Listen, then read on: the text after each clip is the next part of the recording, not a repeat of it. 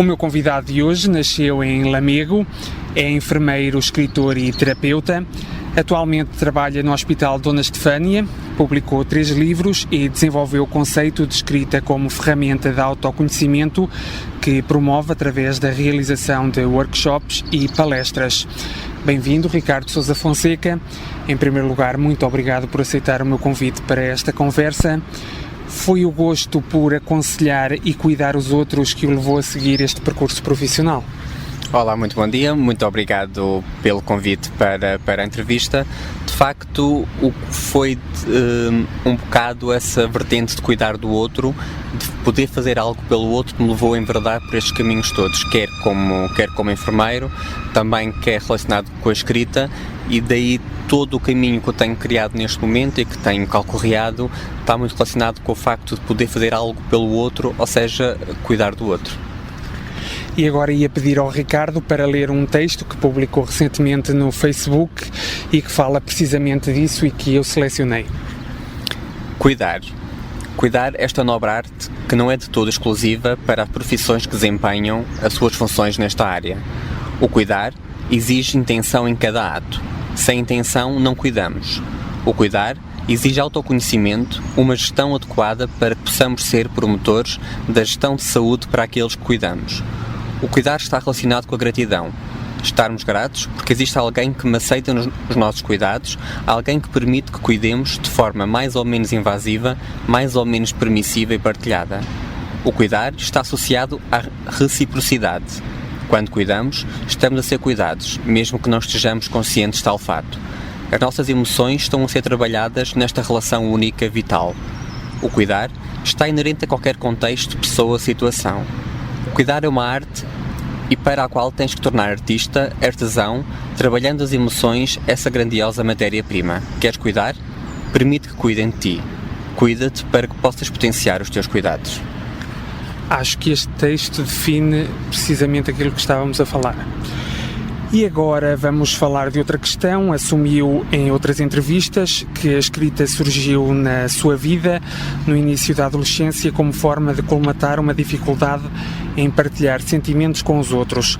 Como foi esse percurso até surgir a oportunidade de lançar o primeiro livro em 2007?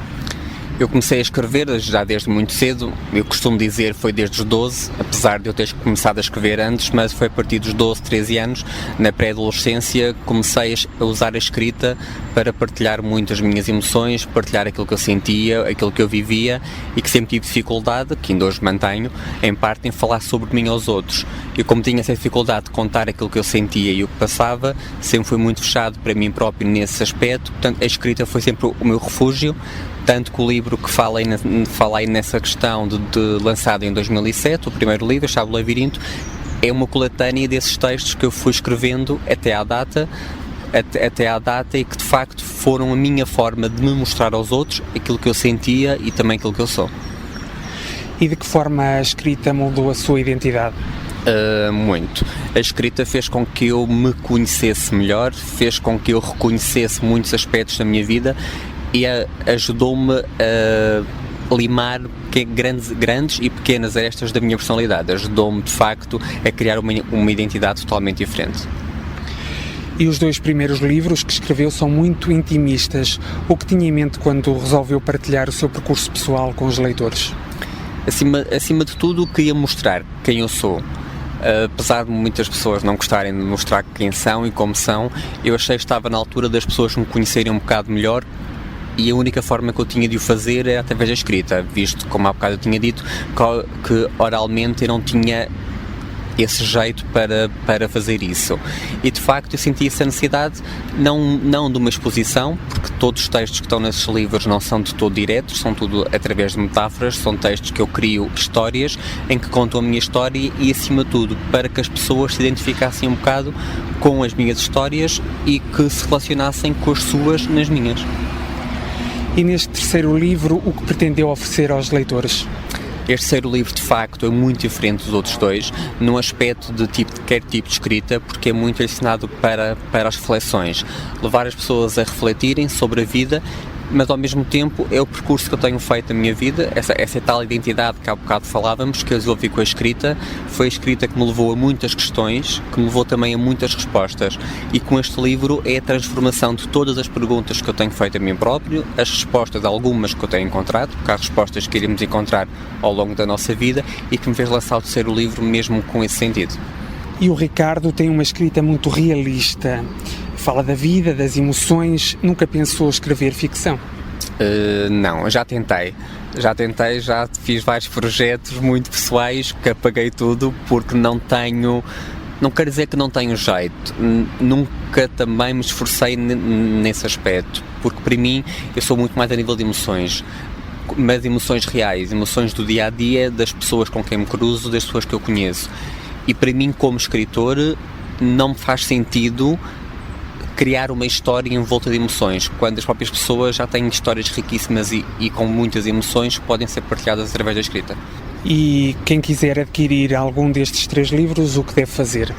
Para adquirir é só entrar em contacto comigo através do meu Facebook, Ricardo Sousa Fonseca, ou se não através do meu site, ricardosousafonseca.pt.to. Estão lá todas as informações necessárias, visto que são edições de autor, portanto tem que ser mesmo por aquisição direta a mim. Mas também está aberto a criar parcerias para promover lançamentos deste último livro? Sim, estou sempre aberto para tal. Como há bocado tinha dito, são edições de autor, portanto é tudo por conta própria minha, e de facto sou eu que tenho procurado muitas vezes locais para apresentar o livro, muitas vezes tenho recebido convites para tal, porque de facto é a única forma que tenho, portanto eu estou sempre disponível para lançar este livro a quem quiser fazer uma parceria comigo nesse sentido. E agora vamos falar da vertente solidária destes livros. 20% da receita reverte para a Associação No Meio do Nada, que está a criar a primeira unidade de cuidados paliativos pediátricos em Portugal.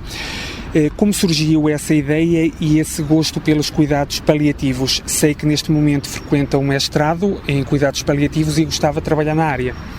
Sim, de facto, cuidados paliativos surgiu na minha vida já há alguns anos, quando eu comecei a trabalhar com crianças com doença crónica, com internamentos muito longos, crianças essas com um grande conjunto de necessidades para serem colmatadas, quer a nível da criança, quer a nível da família, e de facto depois iniciei o mestrado em cuidados paliativos, que parei temporariamente, agora regressei para o 2º ano, e é uma área que eu gosto, uma área que eu tenho mesmo amor por tal, por eu achar que dá a resposta a muitas necessidades que não estão a ser colmatadas hoje em dia em outro tipo de cuidados, e que essas crianças e as famílias também precisam.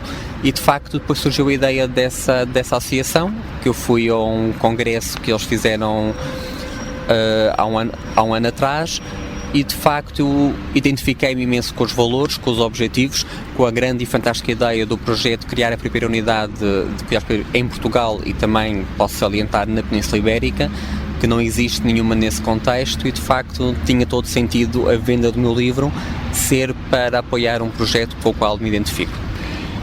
E agora vamos falar da escrita como ferramenta de autoconhecimento. Este conceito surgiu quando começou a trabalhar como enfermeiro. Como aconteceu esse processo? Para mim a escrita foi para mim de facto ferramenta de autoconhecimento, apesar de eu não lhe dar o nome e de eu nem sequer pensar nessa questão. Quando eu comecei a trabalhar como enfermeiro, quando eu comecei a trabalhar muito com as emoções, quer das crianças, quer das famílias, e acima de tudo com as minhas emoções para resolver os processos que eu via lá no hospital e que precisava de resolver e não ficar com eles guardados em mim, comecei a perceber também pelo feedback que ia tendo das pessoas que me liam, que de facto aquilo funcionava para ajudar a compreender alguns fenómenos. E daí criei o título, o tema da escrita como ferramenta de autoconhecimento, ou escrita de autoconhecimento, que também é de igual modo, pode ser chamada também escrita terapêutica, porque de facto ajuda a perceber, acima de tudo, situações que nós queremos resolver, mas não temos a capacidade para tal. E acima de tudo ajuda a que nós consigamos expressar as nossas emoções de forma a vivê-las, de forma a percebê-las e a fechar ciclos que muitas vezes vamos arrastando ao longo da vida. E em que consiste esta terapia? Esta terapia eu realizo através de workshops, palestras e também através de consultas individuais. Acima de tudo são através de exercícios práticos, individuais, que eu criei alguns exercícios para determinadas situações, como posso dar o exemplo como por exemplo para questões de perda, para questões de gratidão, para questões da morte, para questões de mudanças, por exemplo, entre outras, e que de facto são exercícios individuais adaptados a cada situação. Cada pessoa depois pode fazer comigo uma adaptação ao seu contexto, podemos criar novos exercícios, mas são exercícios que a pessoa começando a escrever num exercício rapidamente vai ter que passar para o outro, porque começando a escrever sobre um tema, vamos reparar que é um ciclo, um tema puxa o outro tema está a puxar outro, e de facto é uma dinâmica que se vai criando, é um gosto que se vai criando, acima de tudo pelo conhecimento que se vai adquirindo. E sei que além deste conceito de escrita como ferramenta de autoconhecimento, também desenvolve outros workshops temáticos. Que temáticas aborda e como funcionam? Temáticas que eu tenho agora abordado e comecei recentemente a criar, por exemplo, tenho um workshop temático sobre elaboração de cartas. Eu sou o fã número 1 da escrita de cartas essas que são depois também adequadas a vários contextos. Cartas, por exemplo, há alguns exemplos de cartas que eu trabalho, são as cartas de despedida em casos de morte, de alguém que se queira despedir de um ente querido, ou de alguém até que esteja em final de vida, que se queira despedir da família. Ao mesmo tempo tenho workshops temáticos também para crianças, para começarmos a perceber através dos contos, através das histórias, quais são as emoções que as crianças têm, e nesse sentido tenho quer oficina escrita para crianças, como tenho workshops para professores e educadores, para estarem cada vez mais atentos àqueles que as crianças escrevem. Também tenho workshops, por exemplo, para profissionais de saúde, acima de tudo para a gestão de emoções na área da saúde, que é muito importante nós gerirmos as nossas emoções para conseguirmos ser bons profissionais de saúde e conseguirmos também ser um meio, um instrumento para que os nossos doentes consigam gerir as suas emoções. E neste momento em que locais desenvolve esses workshops, e sei que também nesta área está aberto a parcerias? Sim, neste momento tenho um local fixo em Odivelas, o Espaço Luz Interior, onde desenvolvo esses workshops, e depois também tenho feito ao longo do país, em locais fixos como em Lagos, no Espaço Infinitos, em Gaia, no Espaço Hidraia, e depois tenho outros locais que eu vou batendo às portas para fazer parcerias, e algumas têm acontecido, como agora recentemente, quer no Barreiro e quer em Leiria, mas de facto estou aberto a qualquer pessoa que queira ver qualquer workshop, seja workshop geral, seja os temáticos, desenvolvido no seu espaço, na sua biblioteca, na sua escola, totalmente disponível para esses contactos e para conseguirmos agendar os eventos.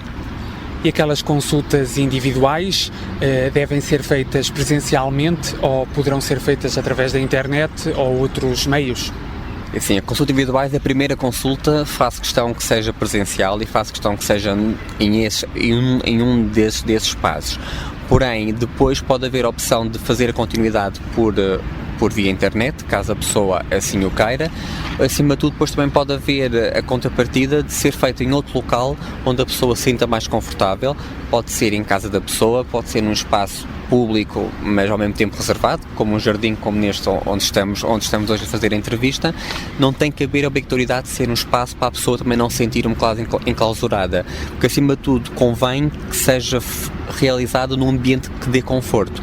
E se a pessoa tiver um ambiente mais confortável, pode ser realizada nesse mesmo ambiente. E além destas atividades, que não são poucas, o Ricardo também escreve artigos para sites, revistas e faz algumas ações de voluntariado. Sim. Eu faço, por exemplo, na área dos workshops, faço workshops temáticos, também para associações, aí sim, gratuitos, mesmo no âmbito de solidariedade.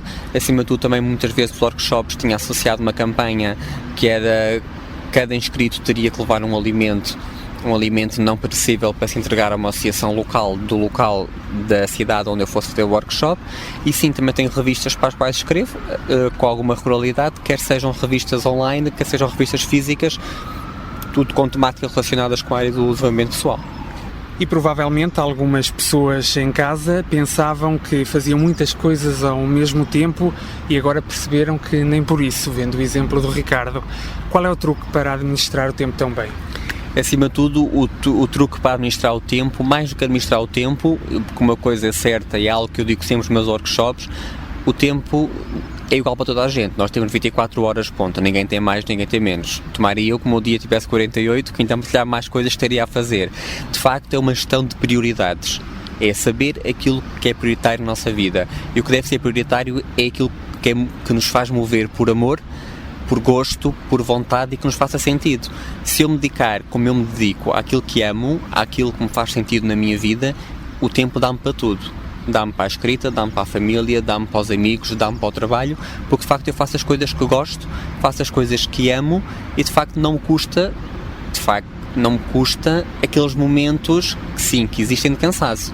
Há um cansaço que muitas vezes me obriga a parar, mas é um cansaço não de eu estou a fazer coisas a mais, mas sim também tens que descansar um bocadinho para fazer novamente o resto que queres fazer.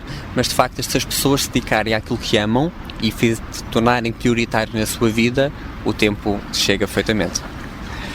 E provavelmente essa má administração do tempo também pode estar na origem de angústias e frustrações pessoais.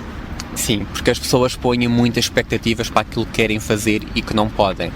As pessoas ficam angustiadas pelos prazos que são colocados, por exemplo, para um determinado trabalho, para um determinado encontro. As pessoas adiam muitas vezes um café, um jantar, algo com um amigo, que sempre com a desculpa do tempo. O tempo não é desculpa. Porque essas pessoas entram numa angústia que muitas vezes não tem qualquer sentido. Porque por vezes estão a gastar ou a perder, entre aspas, tempo em coisas mais fúteis, em coisas que não fazem sentido. O tempo que nós damos muitas vezes em reencaminhar e-mails com aqueles forwards que nós vamos mandando, com aquelas campanhas ou etc., podemos estar a tomar café com um amigo. O tempo que muitas vezes estamos a trocar mensagens no Facebook com esse amigo, se for perto de nós, podemos estar a tomar café com ele, em vez de mensagens podemos estar a falar. Portanto, essa angústia e frustração vem pelo próprio reconhecimento da incapacidade que a pessoa tem de gerir o seu tempo e identificar aquilo que de facto a faz mover. E que conselho dá aos nossos ouvintes que neste momento podem estar a atravessar uma fase menos positiva da vida? Será que escrever era positivo para essas pessoas? O meu conselho que dou, e gostei muito de uma parte que está aí na pergunta, que é o menos positivo. Eu cada vez menos uso o negativo, porque o menos positivo para mim dá-me sempre a ideia e aquela crença que tirando o menos se torna positivo.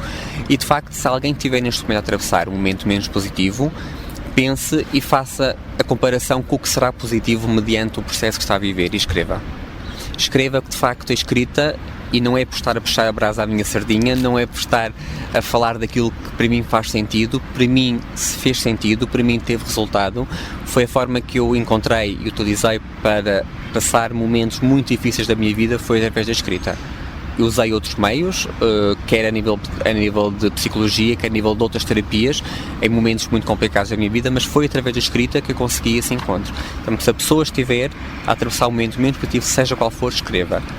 Sem medo, sem regras gramaticais, não se preocupe com a escrita, mas sim escrever livremente, sem juízos de valor, sem autocrítica, escrever livremente aquilo que sente, aquilo que lhe vai no coração, que depois, lendo, irá perceber que há ali pequenos aspectos que não são tão, entre aspas, maus como parecem que são. Há ali aspectos que são menos positivos e que, de facto, trabalhando-os e aceitando que temos trabalhado, podem tornar positivos. E já há projetos e objetivos para o futuro?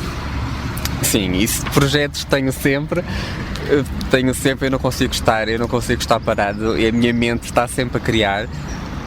Um grande sonho, objetivo futuro, a um futuro um bocado mais distante, será também ter a minha própria unidade de cuidados paliativos pediátricos, isso através de quando tiver o meu mestrado e poder cada vez mais investir nessa área. Ao mesmo tempo, a nível de escrita, posso já partilhar, além de continuar a partilhar, participar em antologias e outros projetos que vão aparecendo.